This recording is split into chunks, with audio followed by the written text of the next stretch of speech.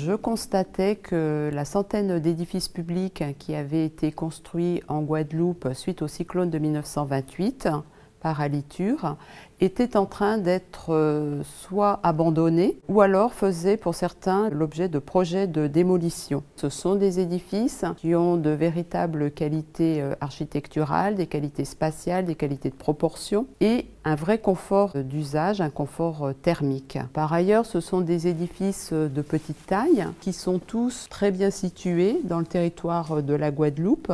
La situation de ces édifices publics était, me semble-t-il, stratégique pour penser le devenir du territoire de la Guadeloupe qui aujourd'hui est un territoire que je qualifierais du tout automobile. Et dans la volonté de penser de manière plus durable ce territoire, il me semblait essentiel de ne pas laisser vacants ces édifices publics. Nous avons fait le choix de travailler en particulier sur les édifices scolaires qui avaient fait effectivement l'objet d'une campagne, d'un diagnostic dans le cadre des plans séisme Antilles.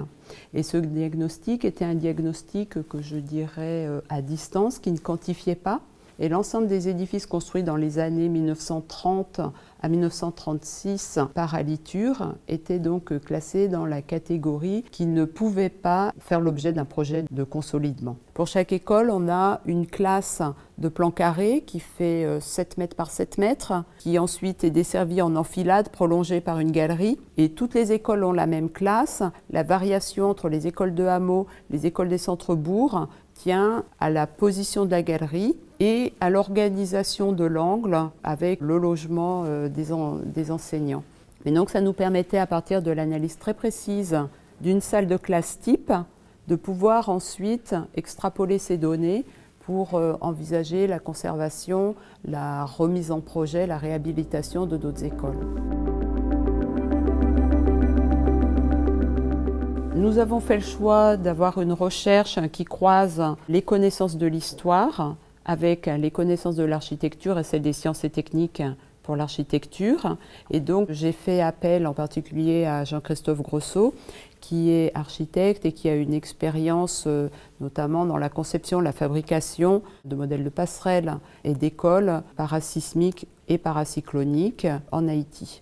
Comme notre objectif c'était d'être en quelque sorte une recherche appliquée, il fallait qu'on trouve à la fois le langage et les supports pour pouvoir communiquer avec l'ensemble des acteurs de la construction en Guadeloupe. Ça a influencé notre méthode, notamment par exemple dans la façon dont on a relevé les bâtiments. Ce sont des relevés en géométro qui ont pour objectif de montrer les qualités à travers le relevé et les dessins qui sont produits à partir des relevés. Donc à la fois les qualités physiques, mais par exemple la quantité de ciment utilisé dans un béton, dans les différents bétons. Et tout ça remis à travers un processus de géométro architecturaux qui permettent d'avoir une vision quantifiée. C'est-à-dire que les qualités positives qu'on va pouvoir utiliser pour pouvoir justifier ces bâtiments dans le futur, il faut les chercher. Il y a cette nécessité du regard positif à la recherche des qualités à travers le dessin. Le dessin, il est simplement la façon de mettre ensemble les choses et de pouvoir les présenter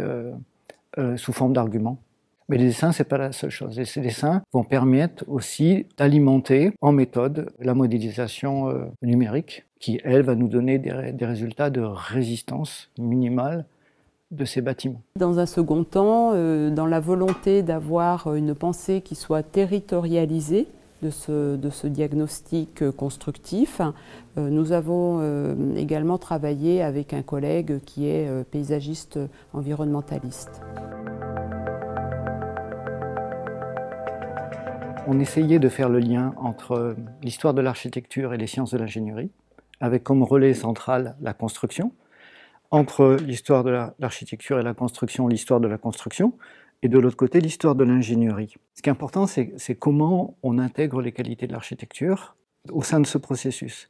Et une façon de les intégrer, c'est ce qu'a présenté Sophie, c'est-à-dire c'est par la question des proportions. Et c'est pour ça que le relevé n'est pas seulement un relevé, c'est un relevé en proportion. Aussi bien en proportion de liant dans un mortier que en proportion d'un bord de dalle filant comparé à un portique ou une épaisseur de poteau. La recherche va très concrètement donner lieu à des journées de sensibilisation de la maîtrise d'ouvrage et de la maîtrise d'œuvre, mais le résultat de notre recherche s'adresse avant tout à la maîtrise d'ouvrage. Ce que nous proposons en fait, c'est de renouveler la rédaction, la formulation des cahiers des charges à destination des bureaux d'études. Un logiciel de calcul, c'est peut-être quelque chose qui n'est pas très courant, mais c'est un véritable outil. C'est-à-dire qu'un bureau d'études s'approprie le logiciel et la façon de l'utiliser, la façon de modéliser, la façon de mailler, la façon de l'alimenter en données de masse, fait partie véritablement de la culture et du savoir du concepteur. La façon dont l'observation par le relevé et le dessin va permettre d'alimenter la méthode de calcul à travers les logiciels fait partie de notre recherche.